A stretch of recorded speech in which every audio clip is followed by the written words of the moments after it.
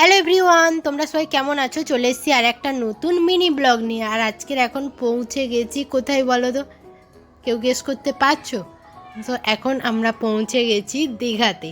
তো অনেক দিন পর কোথাও একটা ঘুরতে এসেছি, বেশ ভীষণই মজা লাগছিল।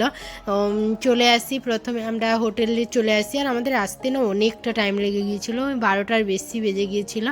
তো এখন আমরা হোটেলে চলে আসি, আর এসে এখানে প্রথমে দিয়ে দিয়েছিল ওয়েলকাম ড্রিঙ্ক। তো একদমই খেতে ইচ্ছে করছিল না, কারণ এতটা বাসে করে যাওয়ার পর না শরীরটা ঠিক সায় দিচ্ছিল না, তো একটু খারাপ লাগছিল শরীর। তাই একটু জাস্ট ভিডিও করার জন্য আমি খেয়ে নিয়েছিলাম। তারপর এখানে মারা সবাই বলছে আমাদের একটু ভিডিও করে নে, তাই এখানে বলছে আবার 3 জনের একসঙ্গে একটু ভিডিও করে নে। ওটাই করছিলাম। আর মা দিদি এখানে ওয়েলকাম ড্রিঙ্কটা আবার চেস করে নিয়ে খাচ্ছে।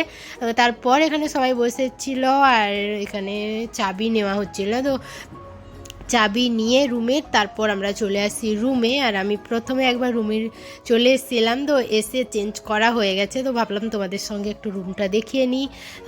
তাই এখন মনে পড়লো, তো প্রথমে মনে ছিল না, তাই আর তখন দেখানো হয়নি। তো এখন ভুলে যাই, তো কেন কি জানি, একদমই মনে থাকে না ভিডিও করতেই।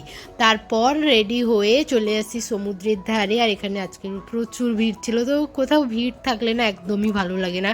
তো তারপরে চলে দিদি আর ও চলে এসেছিলো। তো প্রথমে আসছিল না, ওরা একটু দেরিতেই এসছে। তো দিদি মা আর কুকু করে তারপর ওরা চলে আসে। আর ওর কি সমুদ্রে নামা বাবা, আমাদের নিজেদের ভয় লাগছে, বেশি দূর যেতে ইচ্ছে করছে না, আর একজনকে ধরে রাখা যাচ্ছে না। তো ওখান থেকে এসে আমরা চেঞ্জ করে এখন চলে যাচ্ছি লাঞ্চের জন্য। সবাই মিলে এখন যাচ্ছি লাঞ্চ করতে। তো ওরা একটু হাইও করে দিল তোমাদেরকে। তো এখানে এসে আজকের লাঞ্চে এখন ছিল স্যালাড, আলু ভাজা, আলু পোস্ত, ফুলকপির একটা তরকারি, চিংড়ি মাছ ছিল আর মাটন ছিল। তো আমি তো মাটন খাই না, তাই আলু পোস্ত, চিংড়ি মাছ আর আলু ভাজা এটা নিয়েছিলাম। পরে শুনলাম যে ফুলকপির যেটা হয়েছে ওটাও খেতে টেস্টি হয়েছিল, তো ওটাও আমি পরে নিয়েছিলাম। তো এখন সবাই মিলে একসঙ্গে বসে পড়েছি লাঞ্চ করতে। তো চলো এরপর